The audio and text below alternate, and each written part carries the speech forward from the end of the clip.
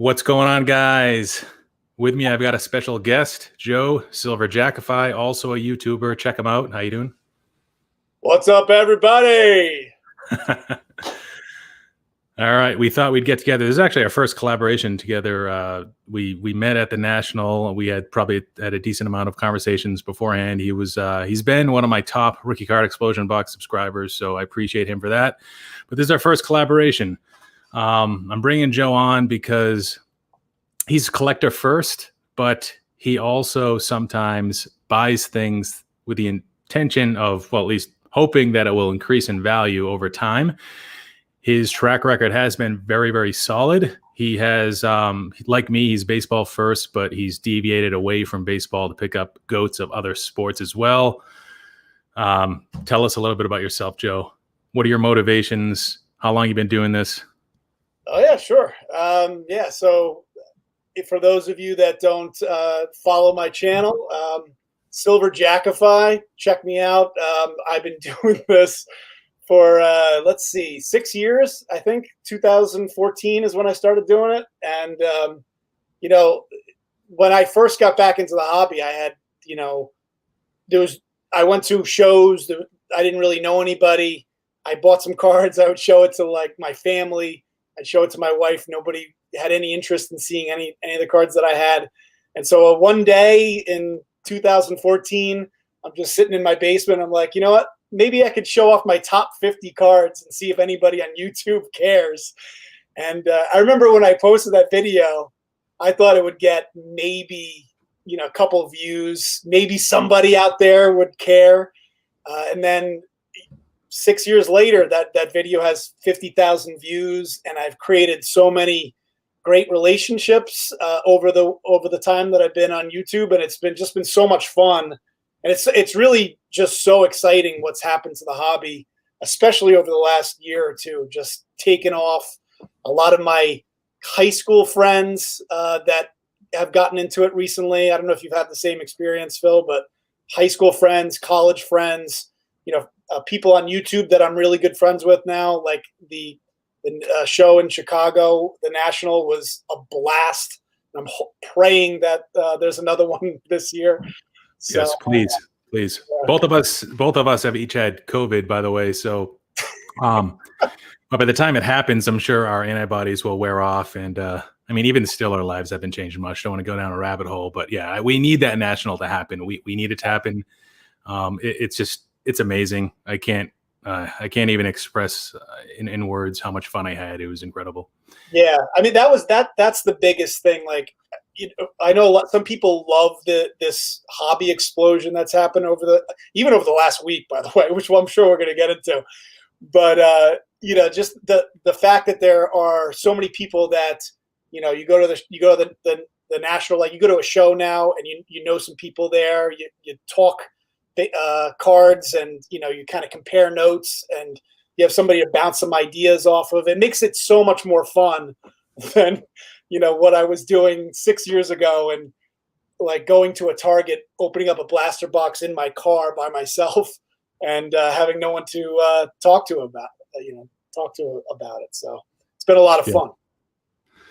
Great time indeed. I'm just going to share my screen a little bit. So while I do that, this has been a crazy last few months, huh? We were talking about a little bit offline before we jumped on, but oh my, it's been quite crazy. The prices of certain cards we thought they hit like a peak that was reasonable a few months ago. Okay, maybe it'll level off. Here, I'm actually showing a chart. You can see my screen, right? Oh yeah. All right. I don't know what, like, I'd have to take it in for a second, but that chart looks about right. Yeah. So this blue line right here, you might not be able to see. Oh yeah, you can kind of see the numbers or the prices off to the left. But this is 12 months, and this plots the 2003 Topps Chrome LeBron James and a PSA 10. You see it peaking right before playoffs after the bubble started back in like July. It comes down a little bit, as did most basketball cards and most cards from other sports as well. And then you see this absolute parabolic movement. And underneath this is actually the Luka Doncic silver prism in a PSA 10. And that has done really well too. We wouldn't really be able to tell because you're just comparing it with LeBron, especially recently. Like they kind of moved in lockstep for a while, got the COVID bump, and then kind of went up slowly. And when the bubble started, kind of go crazy. And then basketball, is ramping down. Playoffs coming, they come down. Luke is coming back up probably in November, as is LeBron. Then all of a sudden, the last couple months, like boom, like look at that. Like sales over 25K for a card that a lot of experts in the field thought that this is overvalued at like 15, 16K. And if you were to actually add LeBron James or Kobe Bryant's Topps Chrome in a PSA 10, you'd see that he's actually very, very closely aligned to LeBron, despite LeBron being a modern player that a lot of people would suspect to be affected by other factors like performance. And I'm going to change this to 3 months. So what do you think about this crazy spike? What do you see here with LeBron? Tell me your thoughts. Well, yeah, I mean, LeBron, I've been kind of talking about, there was, LeBron's an interesting kind of microcosm because he won a championship. I think he got a little too political and some people kind of didn't want anything to do with buying some of his cards, even after he won a championship with the Lakers. But I think, a lot of people just right now, at least what I'm seeing, and I'm sure everyone's seeing this, the GOATs of each sport, the most recognizable players in each sport have really, their cards have, those in particular, over the last week or so have really taken off.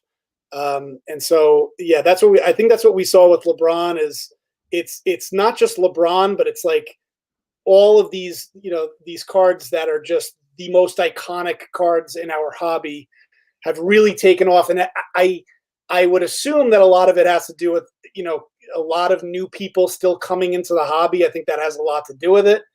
There's been a lot of talk of venture capitalists, guys with lots of money that are putting money into sports cards that have been kind of watching from the sidelines as, like basic hobbyists like me see cards go up and they go, well, I want a piece of this too.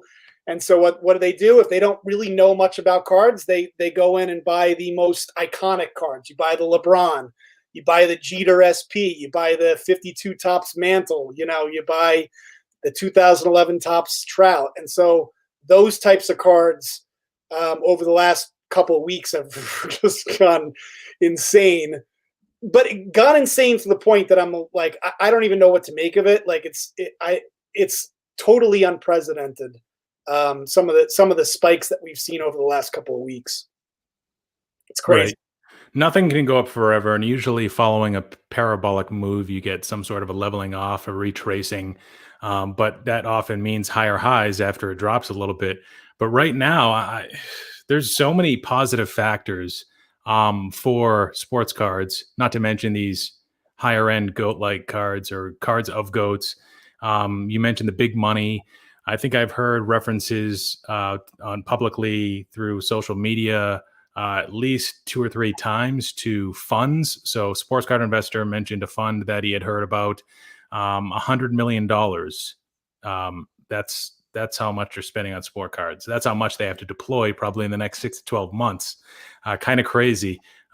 You start to think like, are they going to be able to find that much more cards? Of course they will. I mean, the market cap is at least 5 billion today with sports cards, but still, that's got to take some time. And then you have P. Ryan Collection. He's an Instagram guy, really opinionated, animated personality. And he mentioned he knows of at least 2 funds that are 5 million. And if you got to think about it, like there's not much incentive. If you're like a fund manager starting a fund, like you don't have much incentive to tell people, hey, I'm starting a fund, guys.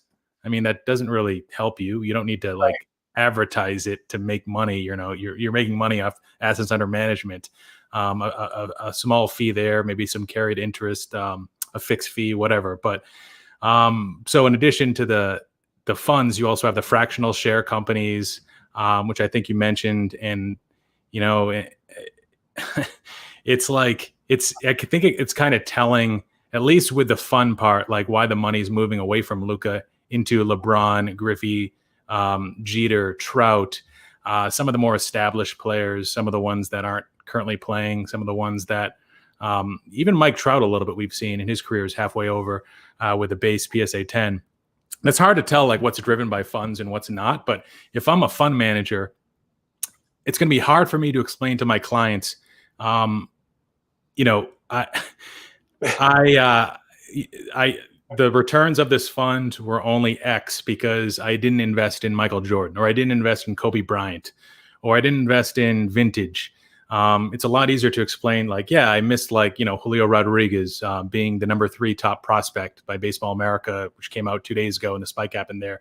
And you also, not only do you have to think about the returns, you have to think about risk management. So you're dealing with other people's money. Do you really want to lose it? Like, maybe capturing the beta of the market or the overall like market average is good enough. And maybe your number one goal isn't to actually buy the best cards, is just to deploy your capital quickly to take advantage of this run up. And I'm sure they're all thinking that. But that's undoubtedly part of it. The reason why we're seeing that movement to LeBron, Jordan, et cetera. Then, of course, you have low interest rates. You have endless money printing by the Fed. So people are going to look to a hard asset to kind of hedge against inflation. Stocks could be an inflation hedge, but real estate's an inflation hedge, but also the hard assets like gold, silver, commodities. And that's when people seek out alternative asset classes like fine art, like even cryptocurrency, or like sports cards.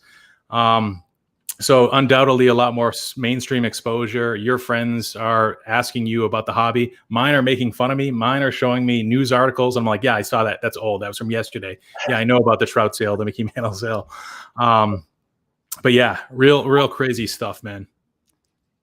Yeah, I mean, then by the way, I think Bink Scott said, "Is this about Joe's cards?" And yes, the answer is yes, Bink Scott. And just to add on to that, so like I did a video about a week ago.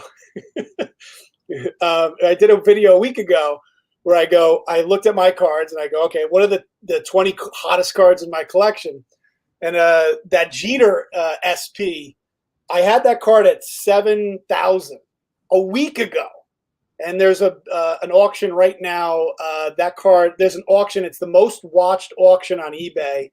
It's at $17,600, that card, in 1 week. I had that card as a $7,000 card a week ago, and now it's bid up to $17,600. So why would that happen? Why? I don't get it. Well, SB Jeter, I mean, it's the card to have. PSA is notoriously tough to grade. You can maybe argue that it's undervalued versus the BGS 9.5, which is more. Although I'm sure they're stricter with their 9.5s than BGS 9s. BGS 9s are still 2K. But I mean, pop that card, what is it? Like 600, 700? It's less. How did you know that? It's less than 2% of total have been graded a 9. So you just guessed it like 100. No, it came across. We were talking about it a few weeks ago. Like some sort of. But in addition to that, the 93 Topps Jeter, basic card, right? Like I've been including that product in the rookie card explosion box. It's probably the most commonly included product. 93 Topps Series 1, always pretty easy to get. Can get it for around $150, but I don't think so anymore. Because that's now this is a $900 card. There are multiple comps above $800. At least right now, it's at least an $800 to $900 card. The 93 Topps Jeter and a PSA 10, BGS 9.5s are around like $250. Will they go up? I don't know. It's always been kind of like 2.5 to 3x over the last year. So, but yeah, man, it's crazy. But does it scare you a little bit? Like, so this card was like, let me repeat it, was 7,000 a week ago, and now is $17,600, and there's 3 days left.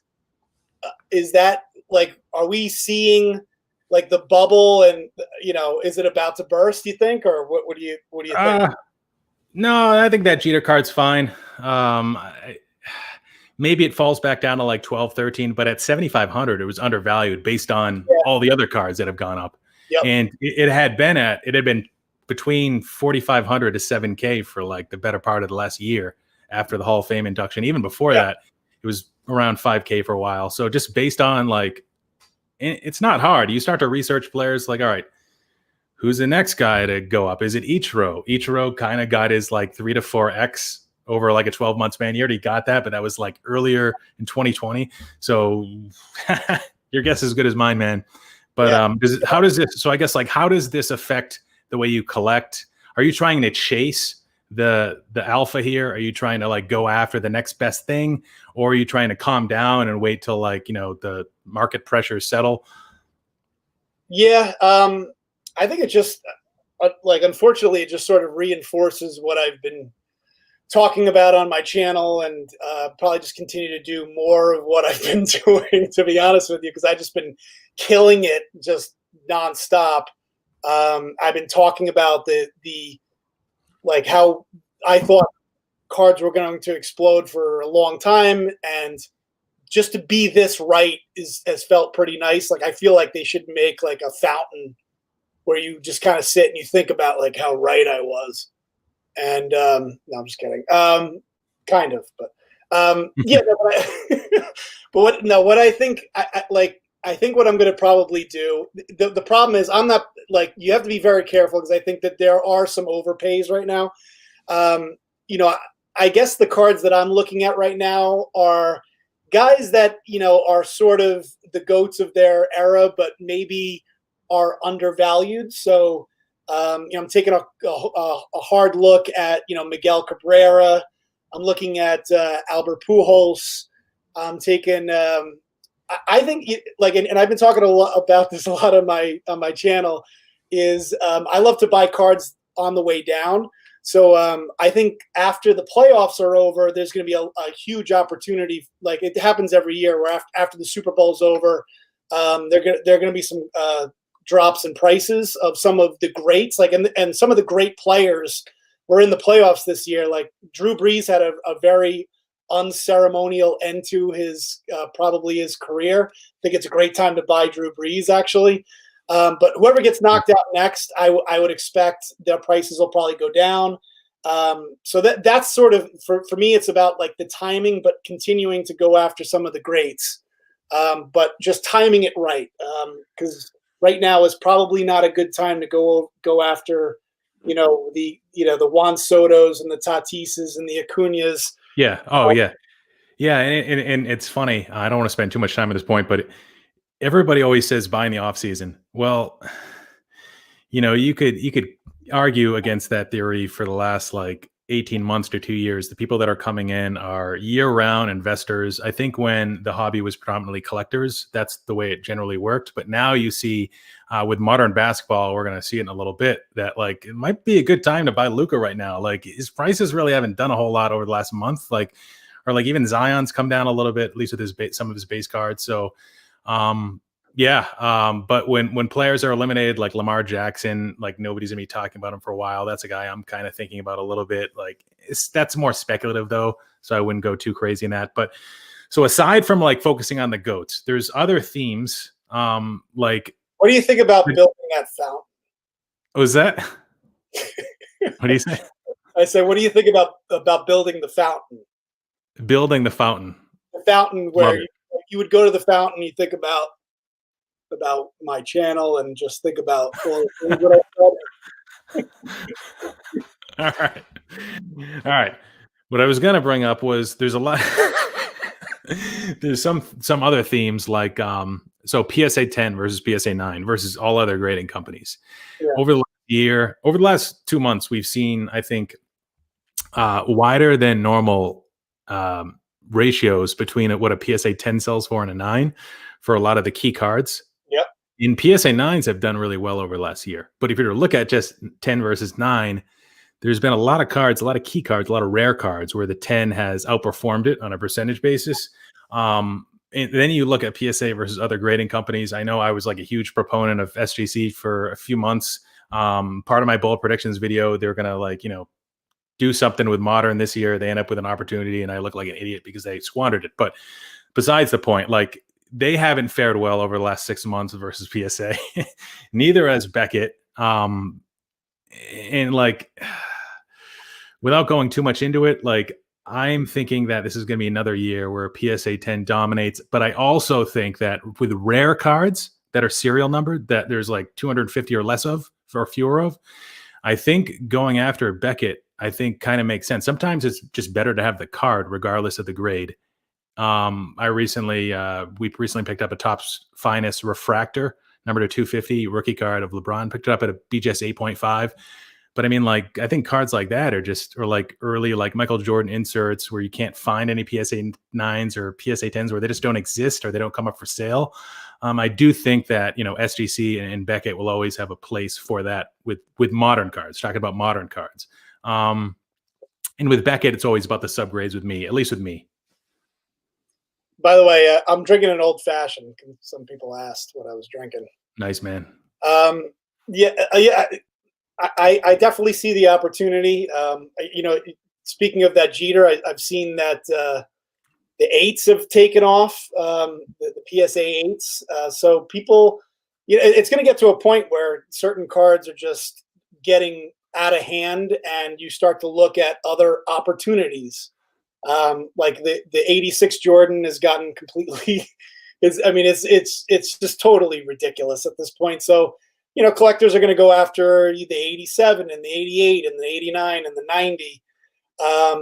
And I could see, if people start to get sick of PSA 10s going for insane prices, that they start going for alternatives such as PSA 9s or BGS 9.5s and 9s. Just be aware if you're going to buy, if you're going to buy other cards and other holders, and you have any intention of crossing it over to PSA, you're going to be waiting a long time. I still have an order with PSA that I submitted back in April that is been in the grading stage for 3 months. And I think it's just going to get worse. Like, I don't think it's going to get any, like when they switched ownership, I thought maybe things would change, but it's gotten actually worse. For PSA with backlogs. So just, and in a weird way, that's actually created scarcity, right? The fact that nobody can get any of their cards graded. Some people think that's intentional too. It could be. I mean, they just, it's like the more they just fumble upon their service, it's like the more the cards go up. So I can't figure it out. Yeah, it's nuts. And, just a loyalty towards PSA. I think Ty Wilson brought up a stat where, like, he talked about the amount of collectibles that were being graded by PSA versus Beckett, and he can talk about turnaround times. So it's also interesting to know, like, how many cards are they actually submitting back, and it's the disparity is like widening, and it's pretty nuts. I will pick up Beckett cards. If you saw my top 40 list, I do own a lot of them. I do try to focus on subgrades and stuff. Now with Phil's a Shirley. Yeah. I think the trickle down effect that you were talking about with Jordan. A little extra grenadine, by the way. All right. I think the trickle down effect with Jordan. I think you'll see that with some cards, but you run a risk where, like, maybe the funds or the institutional money only wants like the best card in the best condition, and then maybe there's just not enough buyers to like create the same effect across all of the other cards, the PSA 8s, the PSA 9s, the BGS 8s, 9s, BGS 9.5s, etc., SGC 10s. And then you might see, that's where I think there's a little less risk if you're going after the PSA 10 with most of these cards, but it's not always possible. Yeah.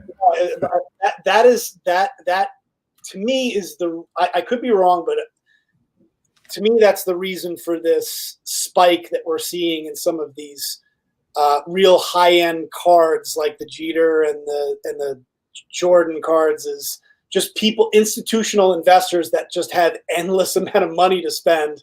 They're just going after the simple, kind of investments. Like, and if you're putting your client into something, why not go after like sure things, like a Michael Jordan rookie or a Jeter rookie or a Trout rookie? Right. If you still think you can beat the S&P 500 by a lot, then what do you have to lose? Pick the good stuff. That's manage your risk and capture those returns too. You just hit it. You just hit it. Is that if you can put your client into something that has very little risk, but insane returns. I mean, that is an amazing, because it's one thing to put your client into like a Julio Rodriguez, and Right. if you're right, you turn out to be a genius. You can make a lot of money for your client, but then if you're wrong, you could end up like looking like a schmo. So these portfolio managers, they're buying sure things, and it Right. makes sense. All right, so next topic, we got Juan Soto 2018 Topps Chrome Update, PSA 10, HMT 55. This is the card that everybody wants. Soto has few rookie cards. Soto's on absolute fire right now. It's like people have decided that that's the baseball player we're going to target that has like Luka-like upside, similar in age, similar in unprovenness, similar in upside. Soto has really broken away from the pack. From Acuna, Tatis has kind of chased him a little bit. I've seen Bichette also, but he's well below Soto. And this card we're showing, this is Sports Card Investors Tool Market Movers for the last 90 days. And you can actually change that to go back longer, but last 90 days, I think is pretty telling. So from $190, right after the playoffs ended, there's been some sales around $475 today. So somebody actually reached out to me on Instagram, Ken's Cardboard, and he was upset because he's like, yeah, I had one for $375. The seller canceled.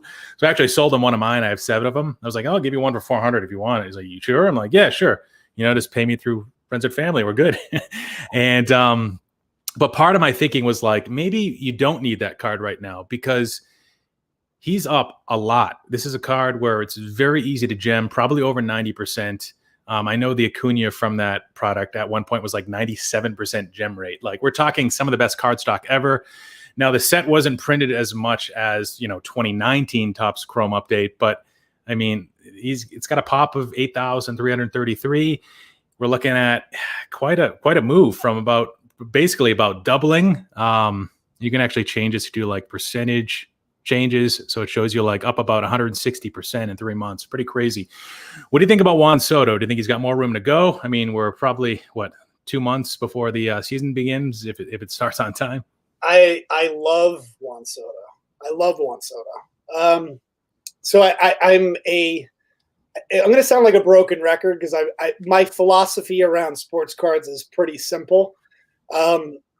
And I'll just explain it to you real quick. So I look at guys that I think could be the greatest in their sport as being huge opportunities. Like, I only look at maybe 5 guys in baseball that even have a potential of knocking Trout off his throne, right? So you got Trout, you got Juan Soto, who's right there.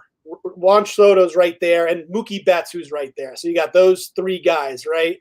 And then after that, you got Acuna, you got Tatis, and then you got guys like Bellinger and Yelich. But I am a huge believer in guys that have a chance to really be special kind of players. Juan Soto is incredibly young. He's already got a championship under his belt. He's proven that he can do it in the clutch too, which is really cool. There's a lot of guys that when it comes to the big prime time spot, they become a different player. They're not as good. But Soto has proven that he could actually step it up in the playoffs when he needs to. And I love Juan Soto, and I realize that the population is really high. But that doesn't scare me.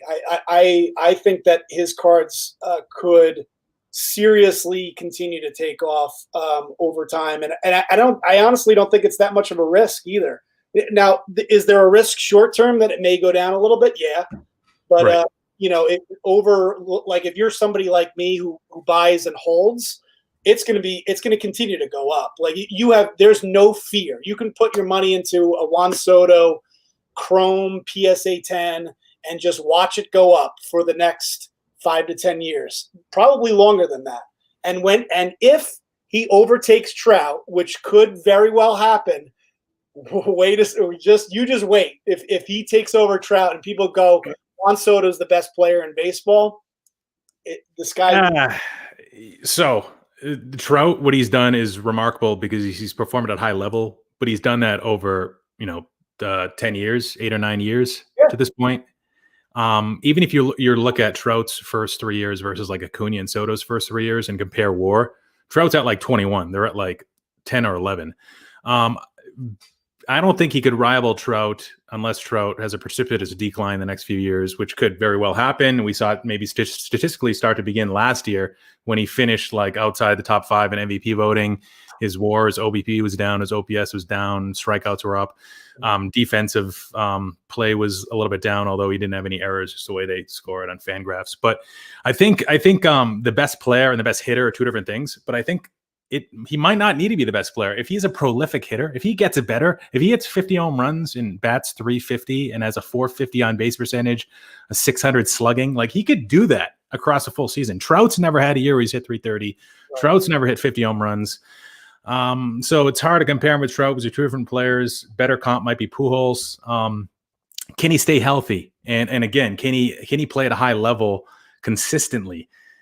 What Trout's done is crazy. Like nobody does that. Another thing that kind of hurts Soto, I think, a little bit is the fact that the NL is a little stacked, and that it could be, for the short term, whatever, and players move. But like Betts, Bellinger, Yelich, Acuna, Arenado, Freeman, there's a lot of young talent in the NL that could hurt his chances from winning an MVP, especially where it's all based on WAR, and WAR is offense matters the most, but base running, he's not getting any faster. Defense, he's average, slightly below average. He might be slightly above average. Maybe that's his pinnacle or his potential. But I don't know. There is a little bit of risk there. In short term, I completely agree with you. That's kind of where I was going with him. And I tend to think short term more than you because you don't sell cards. No. Big differentiation between you and I. I will. I often will. I'm actually hoping that Soto, like a lot of people that want to get into Bitcoin, we're probably hoping they would crash down to 30 so they could buy in or buy more.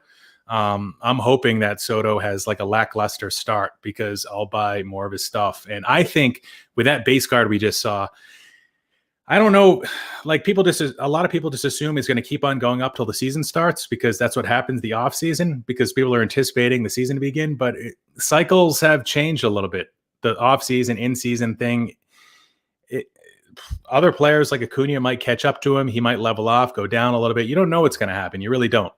You don't know what's going to happen. And actually, Dr. James Beckett brought up on Jeremy Lee's Sports Card Live podcast recently. I watched it on YouTube. It's great. Go check it out. It's awesome. He said that people need to characterize FOMO as not just fear of missing out on the buy, but also fear of missing out on the sell. There's a risk to not selling when you have a chance when prices are going crazy. Sure. So always think about managing your risk. It's always very important. Go ahead. This kind of unrelated, but like, does it, kind of related, but does it, like, one of the things that kills me about baseball is they do such a bad job of promoting their stars. And one of the things that, would really like, I mean, if I wish I could talk to, whoever does get guys like Juan Soto, Fernando Tatis, Acuna. We got to get them in the spotlight more, man. Like Juan Soto should be a household name. And the fact that he's not is really frustrates me as, I'm a huge baseball fan. I love baseball more than any other sport. And one of the things that kills me is that like baseball shoots themselves in the foot because they don't do enough for their stars. And, I never see Juan Soto in a commercial. I barely know him, there's something about like with LeBron and Michael Jordan and some of the guys from the NBA and football, Peyton Manning, for example, you see them in commercials all the time. And that's what drives a lot of times the viewership. And it drives me crazy. I just wanted to mention that it drives me crazy that guys like Juan Soto, these phenomenal talents that we have in baseball, that they aren't promoted better. Yeah. Right. And if they were, that would also help with the cards going. The system makes no sense. You have players making more money, organizations making more money than they've ever had. than they've ever been able to make. But then you have a sport that's dying, losing viewership, losing attendance. It's just ass backwards. And if you really, if you really think about it, it does make sense because the media deals they're negotiating are more beneficial to teams and players' salaries. But yeah, you're killing the sport. They're not promoting it. I think actually Tatis might be more recognizable at this point than Soto. He's in some commercials. He's got the Instagram follower thing going for him. Actually, he was mentioned, I think it was an MLB article saying that it was like 70% of owners would prefer him on their team versus like Soto or Acuna. Pretty crazy. It's funny that you mentioned that because I got a lot of heat on in my channel. I did the top 20 players in my opinion from 2017 through 2020, and I put Tatis ahead of Soto. Now I might have done that to kind of annoy people. Just maybe in the back of my head, I was, let me spark up some debate. But I put Tatis ahead of Soto, and part of my thought was I'm big on guys that can show a little bit of flair and have something a little bit more that offers more to the hobbyist. And I think that Soto might be a better player than Tatis, but there's something about Tatis, like he's got the flair for the dramatic. There's something larger than life with him. And that was I was thinking about it from that perspective, from a hobby perspective. And that's sort of the reason why, sometimes I'm a little bit more high on Aaron Judge than other people, because I think Aaron Judge is sort of larger than life. One of those, there's so many players out there that nobody, if you ask the average person on the street, do you know who that person is?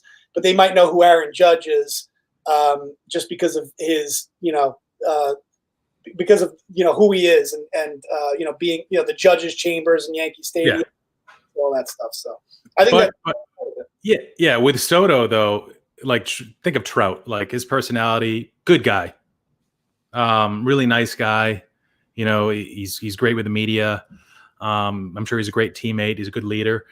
But he doesn't really have a personality that really stands out. He kind of comes off as flat or square. Soto is a guy that some people might think he's arrogant and he's not good for the sport, but I don't think so. I think he's great for the sport. I mean, if what he did in the World Series after Bregman hit the home run, then he hit one, then he carried the bat. If he did that first as like a 20-year-old kid, 21-year-old, whenever his birthday was, I forget. If he did that as a kid and if he did that first, and he carried the bat to the first base coach before Bregman did, then I think maybe not so much. But the crotch grab, I think he's going to tone that down. I think he has awareness.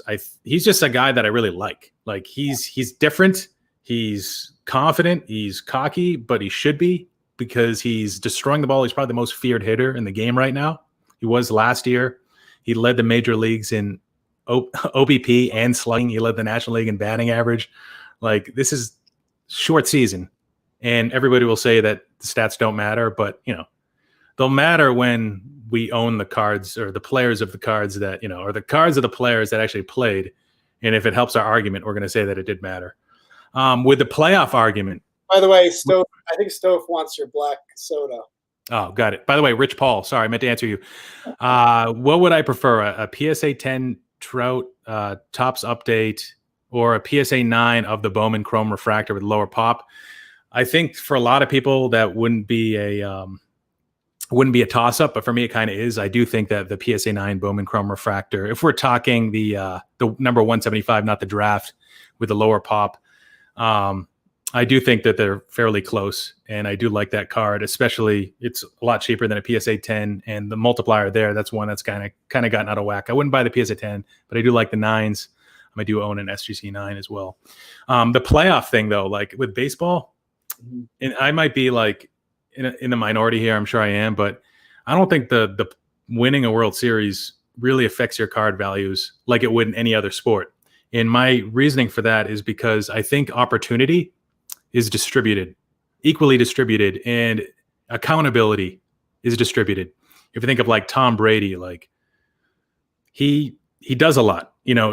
All positions have different opportunity and accountability. With baseball, every hitter gets up 1 out of 9 times. If you're lead off, you might get a few more at bats. Pitchers, it would be different if Walker Buehler is going every game. It'd be kind of the same as Tom Brady consistently being the quarterback. But with basketball, players have disproportionate shots taken, minutes on the court. It's just they'll take they have a choice to take the game winning potential shot. It's very different versus baseball. Baseball is the only sport where it's like everybody kind of matters the same a little bit, Yeah. And because like with Kershaw, like, I don't know, maybe see like little spikes here and there. Like, would Ken Griffey Jr. be a lot more expensive now if he won one World Series? I don't think so. And of course there's extremes where like, yeah, of course Jeter won a ton, and yeah, I get it. But like for the guy that wins one, like after Soto won his first, everybody's like, he won it. But I think people were disappointed they didn't win MVP, where like his prices like went down after they won the World Series. So. Yeah. It's hard to hold a baseball player accountable for not winning a championship, because it's kind of an individual sport held within a team environment. Like, this is going to be a terrible example, but I play on a softball team in my local, at least I did, and I play left or center because that's where the most of the balls go.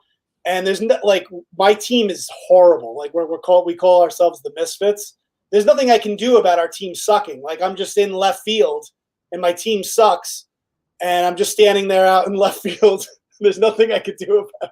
And it's just like, when you're a baseball player, like even if you're a center fielder, if the ball doesn't come to you, there's nothing you can do about. You can't help the pitcher through him getting bombed. The ball goes over you, and and you can't catch it.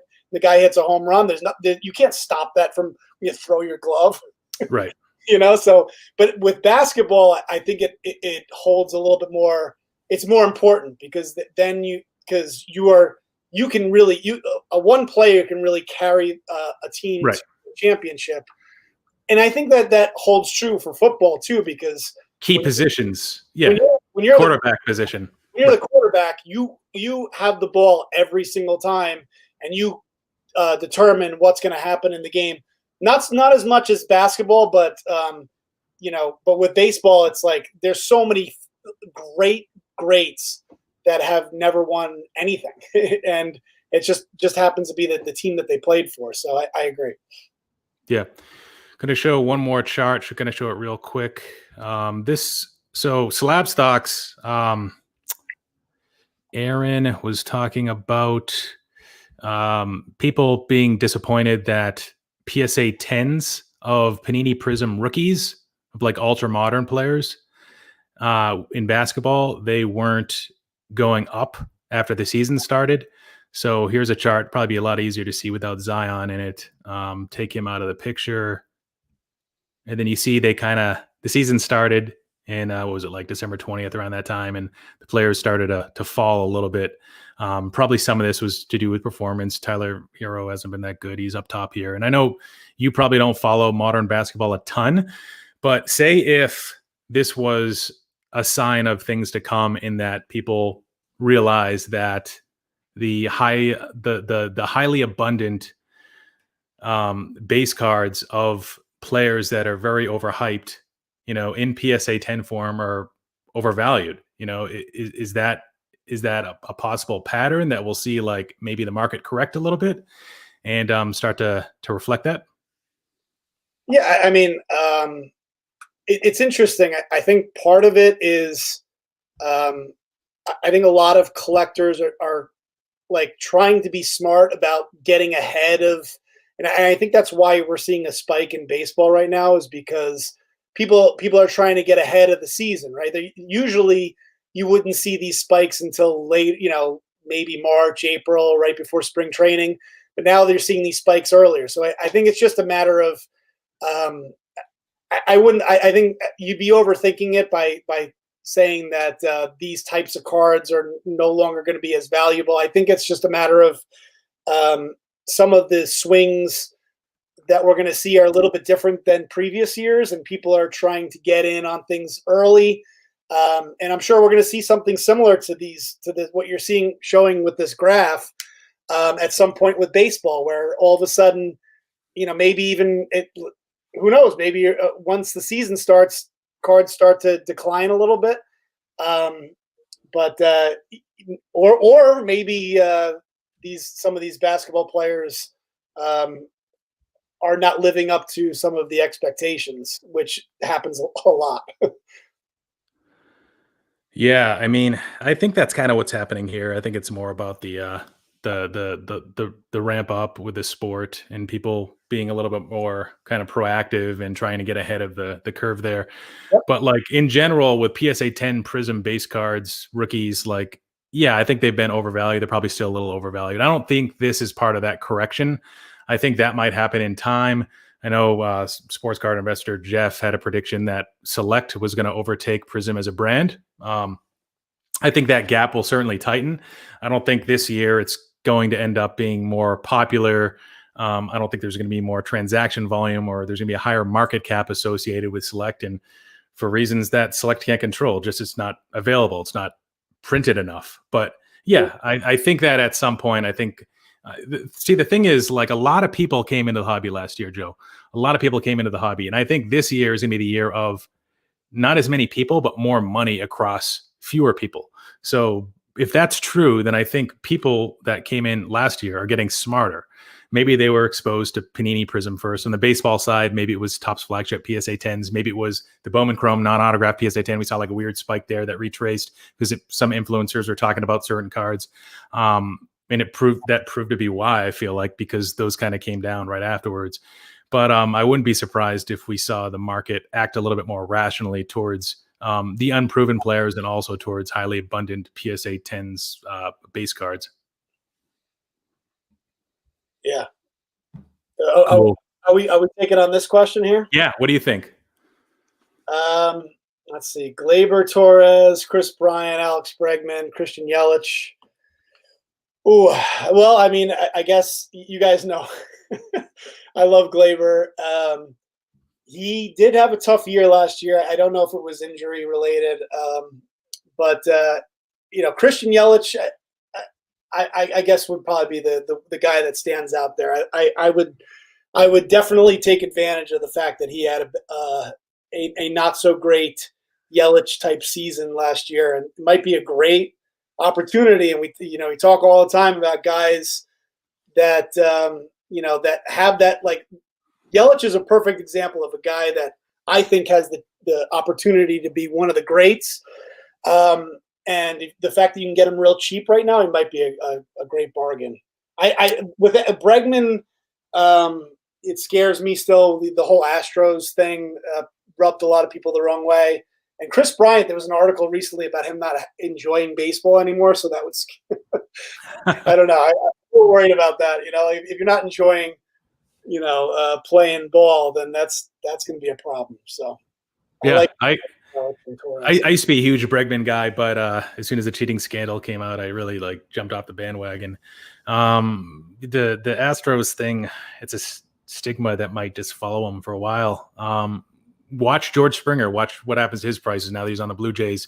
I think George Springer benefits from being a little bit more widely liked. With Correa, even Altuve, which he had a lot of fans. But Correa, Altuve, and Bregman are three where it's like, are they ever gonna, come back? Performance-wise, Altuve's kind of past his prime. Correa and Bregman have a lot of bright years in front of them, so be interesting to see for sure. See what happens to Springer. Gleyber Torres. So you're a Yankee fan. Yeah, I mean, defense-wise, isn't walk enough. He strikes out too much. It hurts his WAR. Yeah, even if you compare him to Rafael Devers, it's not even close from a WAR perspective. The last few years, he had a huge power year, but half of that was against the Orioles. But he's still super young. I wouldn't sleep on Torres. Torres and Yelich would be the two I'd go after. Bryant, injury concerns, and Bregman, just the whole Astros thing. Might not affect Kyle Tucker and Yordan Alvarez, but it might affect some of those other guys, I think.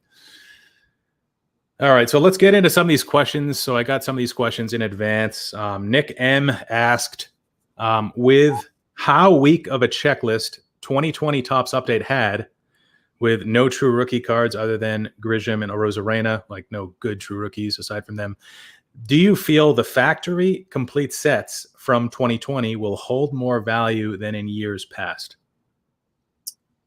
Yeah, I mean, I guess Yeah, it really comes down to whether you like the rookies from the 2020 class. But usually, in most years, right, the update set has the best rookies. Like if you look at 2018 in particular, right, because you got Juan Soto, Gleyber Torres, and Acuna all in the update set.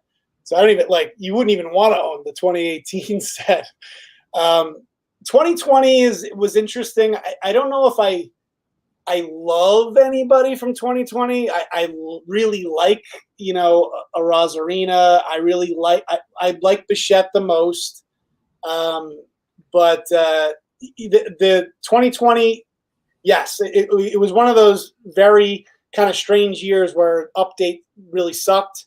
And so all of the great rookies from 2020 are all part of the 2020 complete set. So I think that is probably a very interesting observation and might hold true. Yeah, I'm not. I kind of disagree with him there. 2020 tops sets, they're probably going to appreciate in time, as we've seen with the 2018 and 2019. But they printed a lot of Series 1, the most ever of Series 1 for any set ever, I believe. With Series 2, I think they printed quite a bit of it. I actually heard from my LCS owner, I believe him with some of this stuff. He said they printed more Series 2 than Topps Update with regards to like hobby boxes, which is something you hardly ever see. Usually Update, there's way more of. But Topps knew that was going to be a dud product. They didn't print that much of Update. With Series 2, it was pretty much a dud product, minus Luis Robert, but they did print a lot of it. And for those reasons, and for also the reason that they how many different sets do they make? There's like 3 or 4 different variations across hobby and then across retail. There's just way too many of those. So sure, it will appreciate long term. Yes, I do like Bichette. PSA 10s selling for like over $100 now. I think like 130. Raw card, I think $30. I think $30. I think I've seen a recent spike with this card. But and yeah, I like some other cards from that product as well. But yeah, I don't know. I'm not too huge on the sets. All right, next question. Adam D asked, is it possible that the 2018 Bowman Chrome Christian Robinson is the single best investment out there right now? With no first Bowman auto parallels and only base, even at a PSA 10, his prices seem awfully low to own his best card. It made sense they were fairly cheap when he was on an unknown, but he just turned 20 years old and is now in the top 40 prospects in baseball. Even at $500 for a Bowman Chrome auto and a PSA 10, when there are no parallels, seems like a wildly good investment to me. I'll take this one.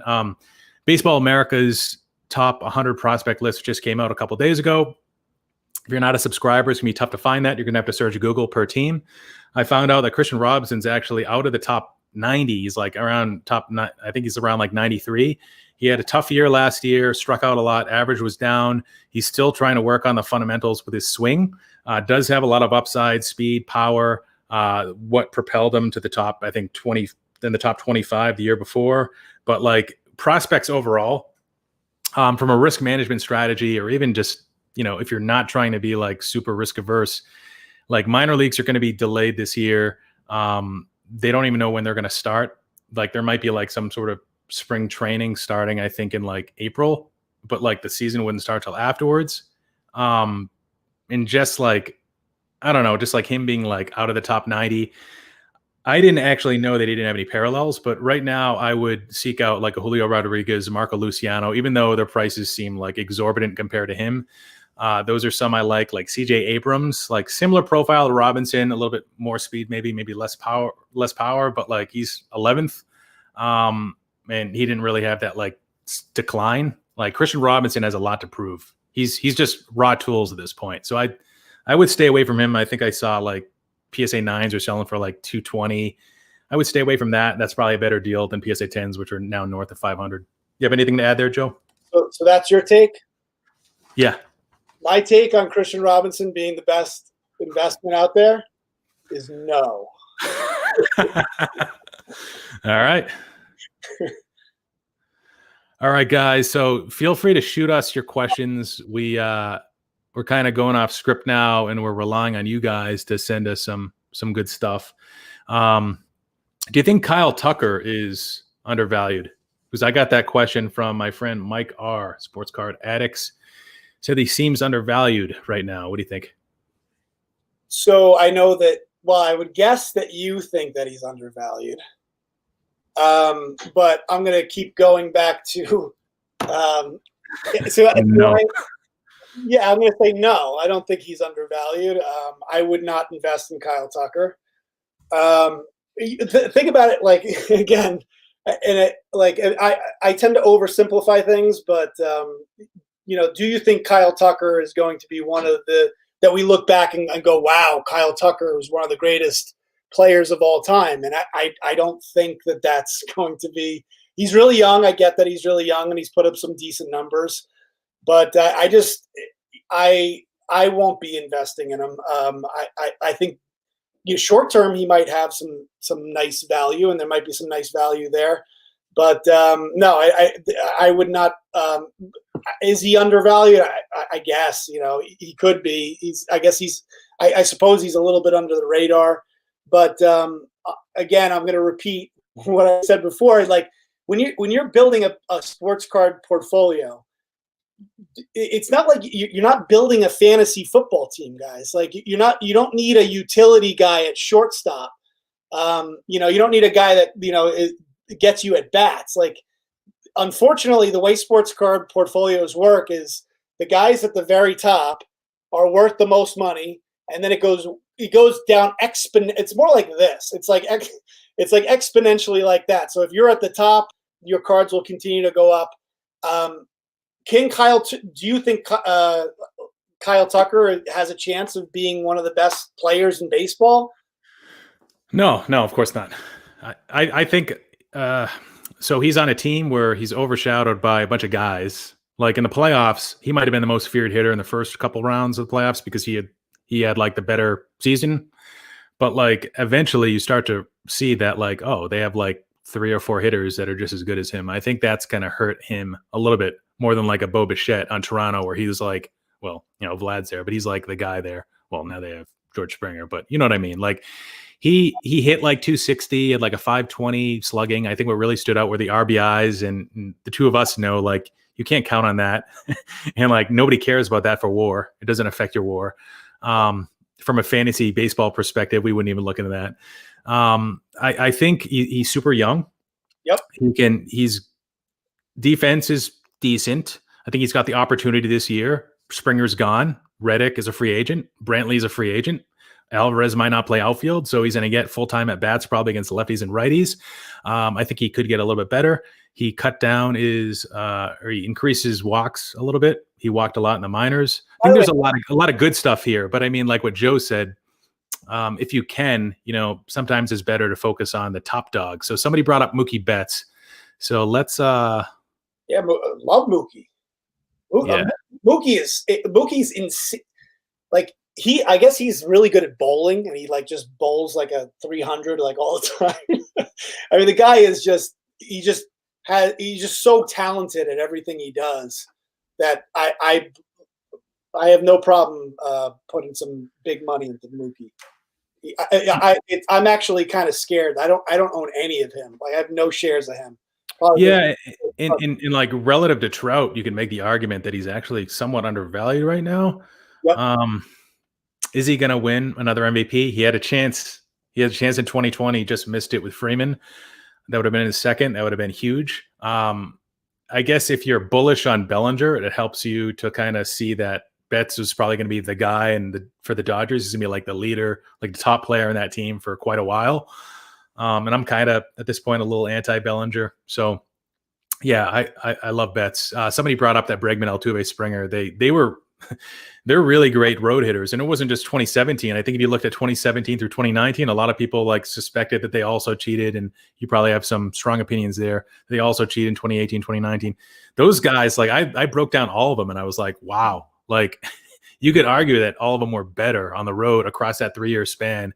So I think it's kind of like Barry Bonds. Like, what's the greatest variable that's holding down his values? Is it him not being in the Hall of Fame, or is it him not being liked? I think it's him not being liked. I think if he gets into the Hall of Fame, I'm thinking about him like it's kind of like a Pete Rose situation. Like people like Pete, people invest in him because he's good, With Bonds, like people are going to invest in him because he's good. But I don't know if he's going to get to that next level with the Hall of Fame. It's not going to change people's minds. There's a lot of collectives that are just out on him. Like, no, forget it. Same with A-Rod. He's rebuilding his rep a little bit, but same with A-Rod. It's amazing what time does, though. You know, that's true. Yeah, that's going to help A-Rod for sure. We live in a country of very forgiving, especially over time. You know, that right. It's amazing what time will do and how people forgive and forget. And, it just happened.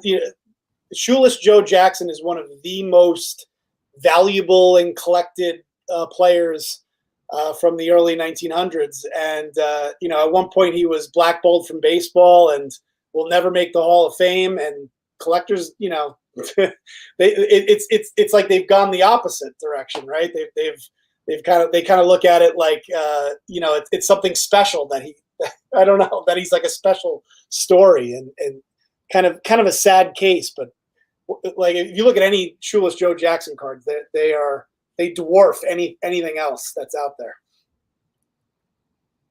Yeah.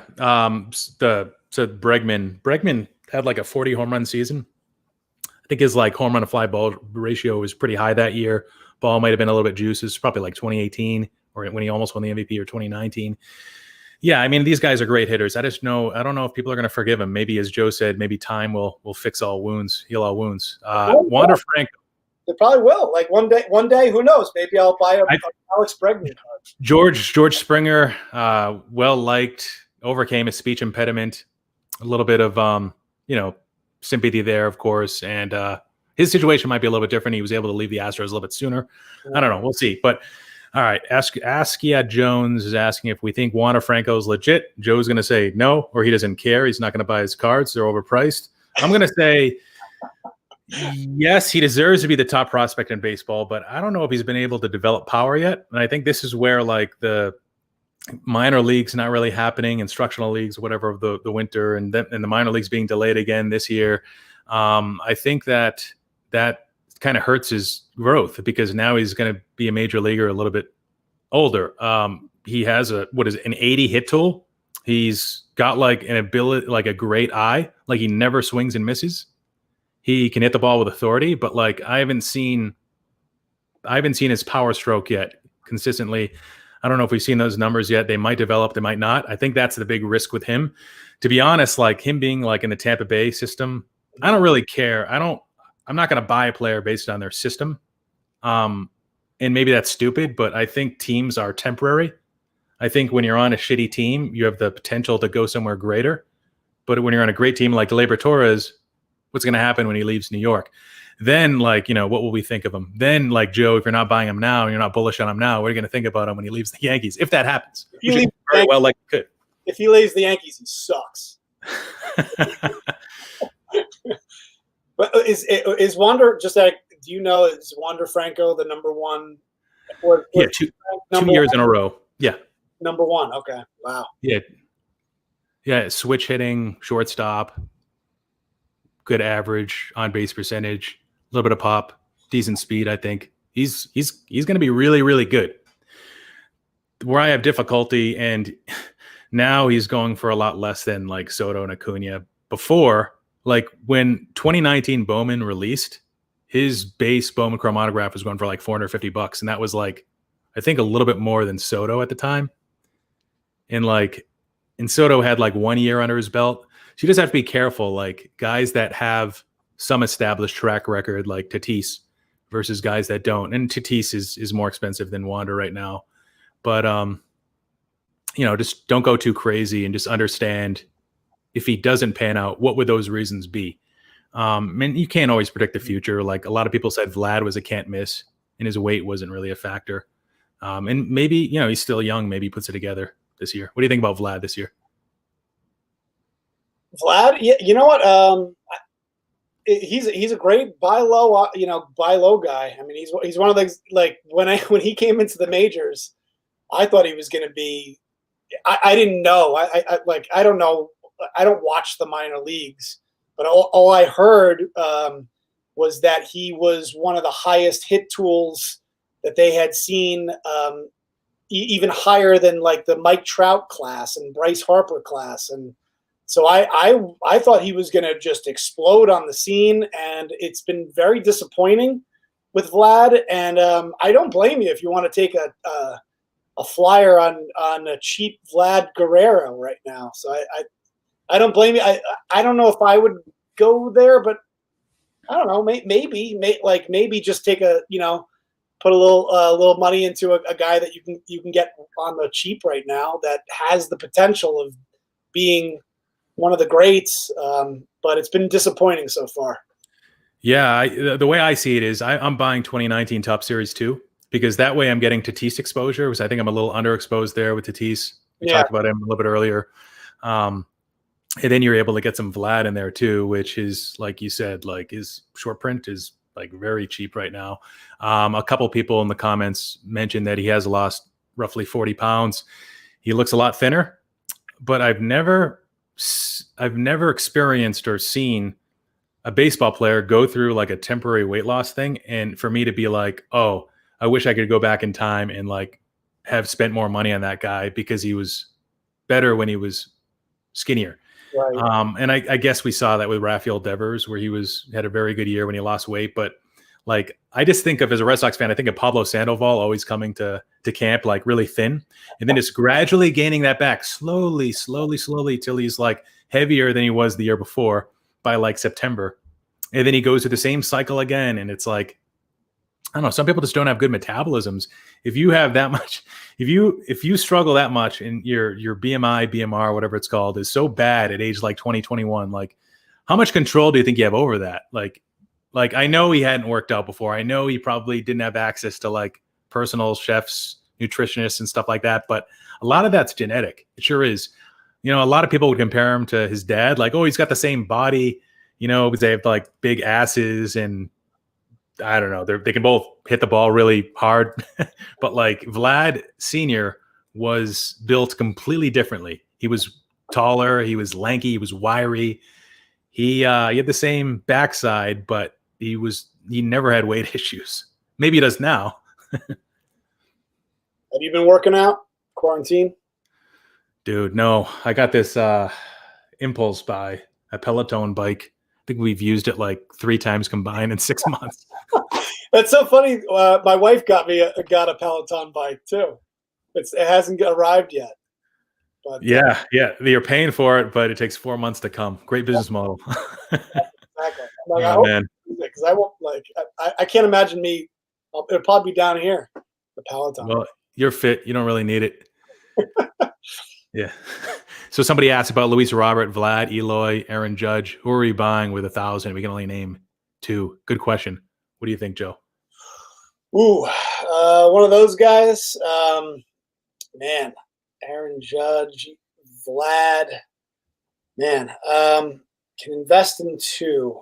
I don't believe in Luis Robert, to be completely honest with you. So I do like Eloy. He could be a little underrated, but I would go Aaron Judge and Vlad. Would be the 2 guys. I feel like both of those guys, Vlad right now is one of those guys that came in, just like I said, his cards were on fire. They're way down right now.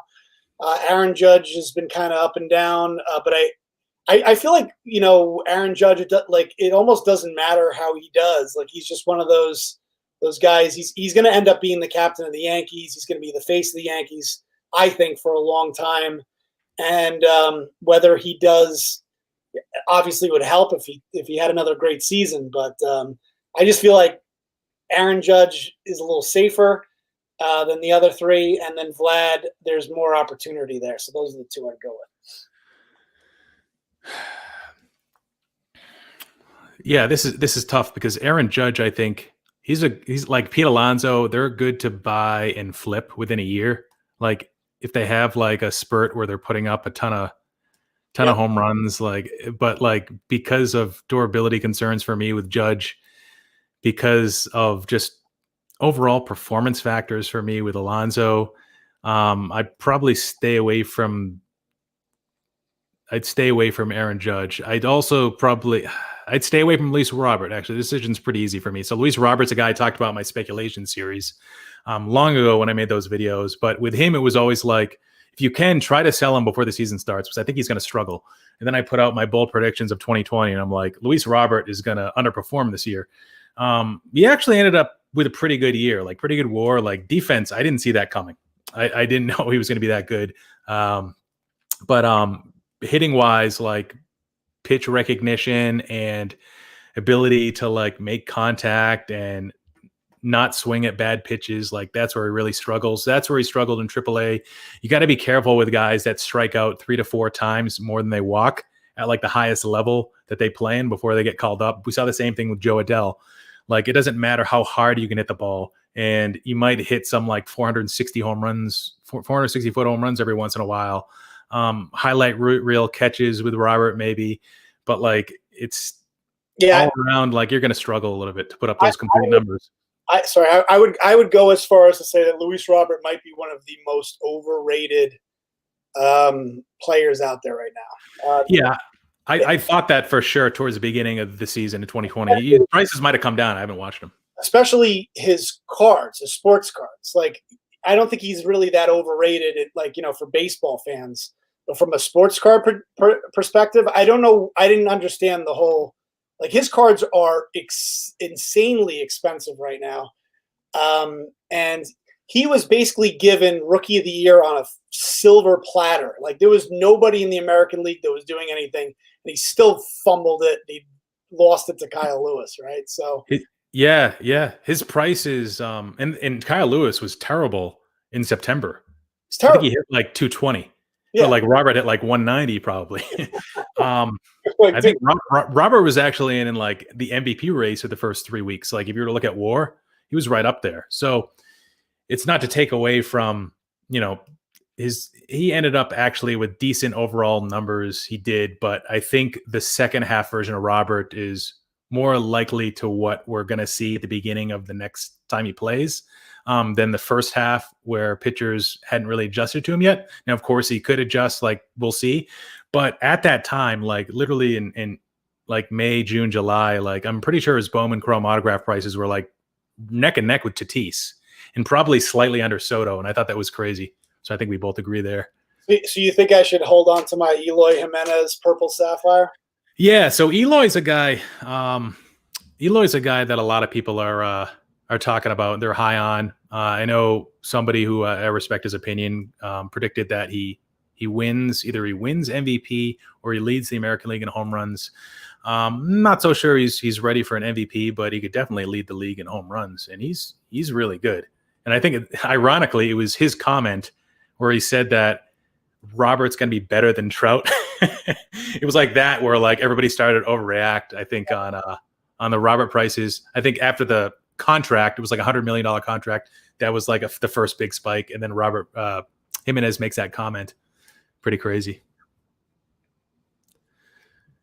All right. What other questions we have in here? All right. This one from Jeter Collector. Thoughts on Juan Soto and Acuna Topps update rookie card PSA 10s long term with their current pop count? Cause for concern down the road. So I think Acuna right now, if we're talking the US 250, I think it's around 15,000, which means that Soto is going to be right there with him, probably between like, I don't know, 12 to 14. I don't know where Soto's at, but what do you think? Are you and I know we talked about the Chrome update card with Soto a little bit earlier. Right. What are your thoughts here? Yeah, I'm going to, I think that there's definitely potential. I think, with the amount of people that are now, getting into the hobby, I think it's going to be one of those cards that everyone's going to want to have a piece of. Like with so many people, like I can't imagine being in the hobby now and not owning an Acuna and a Juan Soto PSA 10 at this point. So I think everyone's going to want a piece of that. I don't think the pop count doesn't scare me. It would have scared me 5 years ago. But the way that the fact that there's so many more people in the hobby, I wouldn't be surprised if 5 years from now a pop count of a PSA 10 of 15,000 is considered to be really low, actually, because I think that Topps is going to recognize that they can print more with the increased demand, which means that pops will go up, and we're gonna look back at 15,000, 20,000 PSA 10s as not a huge pop count in 5 to 10 years. I'm very bullish on sports cards. I think that people are here to stay. I don't think a lot of people believe that this is a coronavirus special, and that once coronavirus leaves, that a lot of people are going to leave. I don't believe that at all. I think that once people are in it and they see how much fun it is to collect, that they're here to stay, and they see that similar to instead of gambling your money on sports or betting your money in fantasy, it's a lot more fun to spend that money towards sports cards. And even if with fantasy, it's like it's either you win the championship or you're out. Whereas even if you gamble wrong, at least you have something to show for you have a card that's worth something. So anyway, I think it's here to stay, and I think the Acuna and Soto, a lot of people will think about, like, when I first got into the hobby, that was the big card, and they're going to think of, like, 20 years from now, they'll be like, I want that card, because that was like when I first got back into the hobby, that was the card that everybody was chasing after. So long explanation, but yes, I do think it's a card to stay.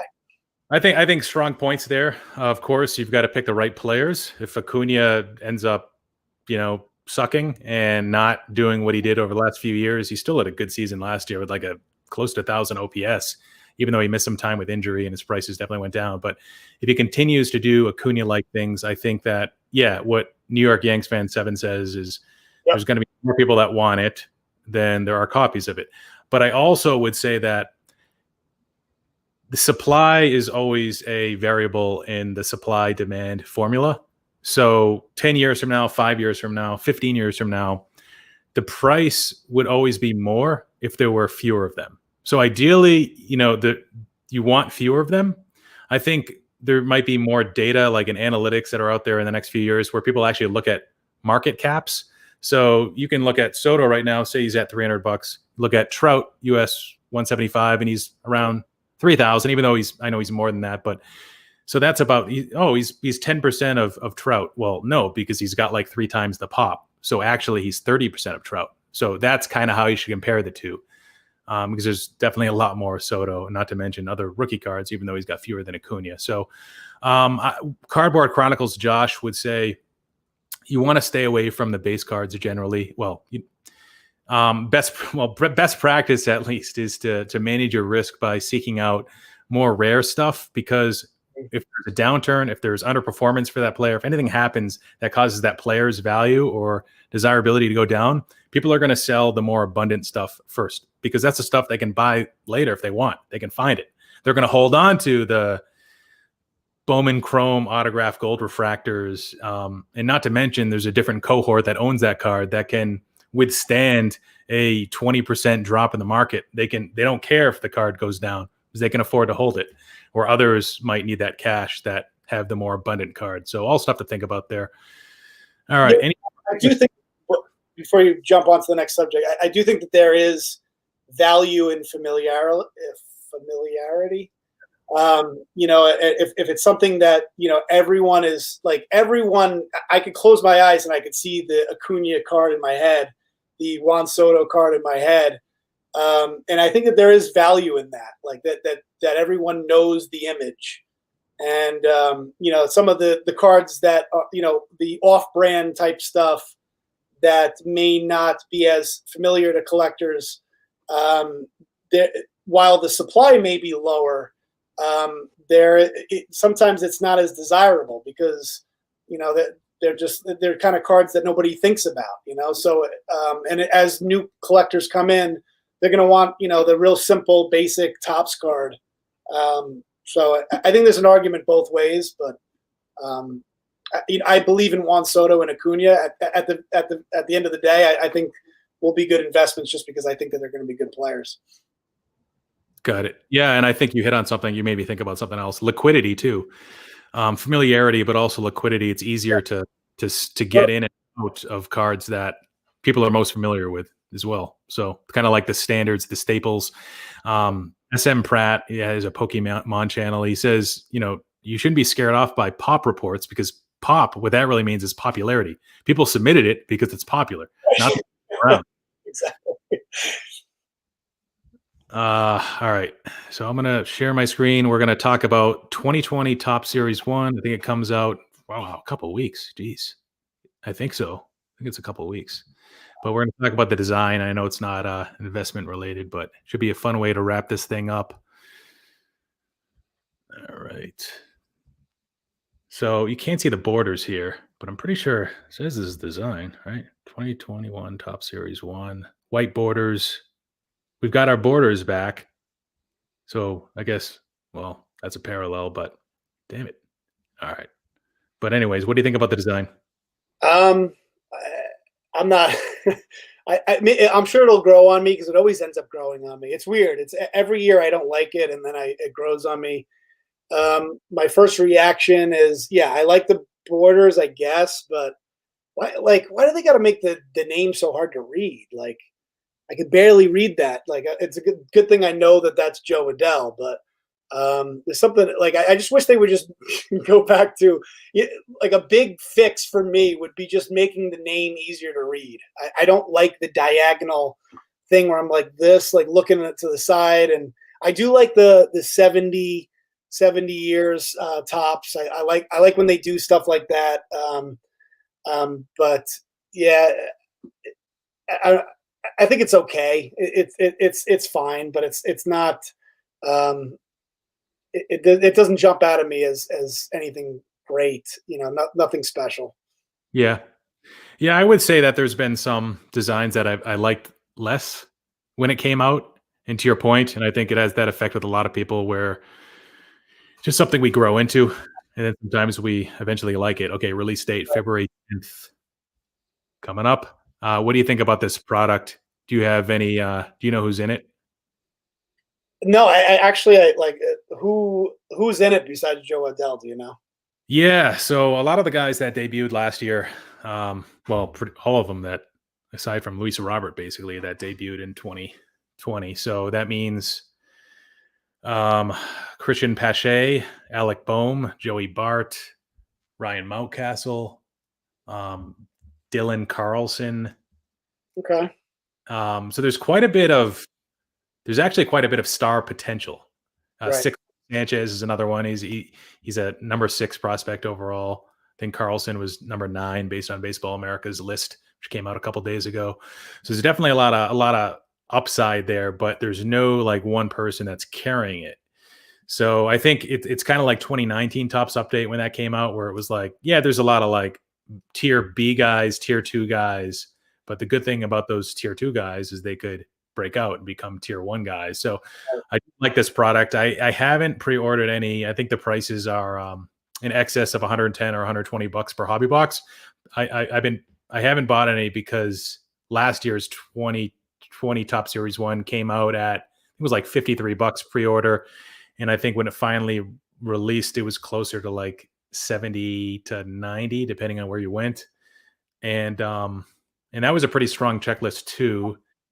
So I don't know. I'm kind of waiting to see. I think Blowout and Steel City and all those like master distributors, whatever you want to call them, I think they've done a great job at price discovery. But I think over the last 6 months, it's better if you wait than if you pay the pre-order prices with baseball. In a lot of cases, I've realized after 2020 Bowman, I mean, most of the products you would have been better off waiting, unless you were able to get like 2020 Topps Chrome like 7-8 months early or something. Seemed like after COVID started, like everything just switched with like wax prices and stuff. Yeah, and none of those names really jump out at me. I guess Bohm, Pache, Adele, Mountcastle are good names. I mean, they're not. They don't get me that excited. I mean, they're Right. those good names, and we'll see. Over the course of next year, because there's always a couple guys that come out of nowhere, like we saw last year with especially with the Rosarina. I don't know. For me, I had no idea that he was that good.